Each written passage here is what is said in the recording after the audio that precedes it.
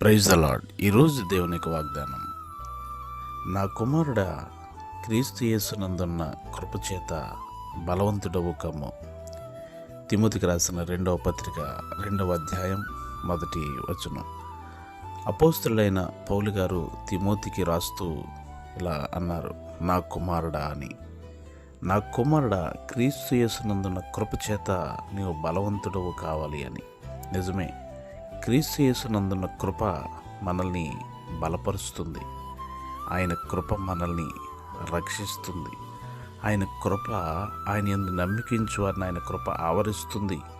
ఆయన కృప చేతనే మనము బ్రతుకుచూ ఉన్నాం.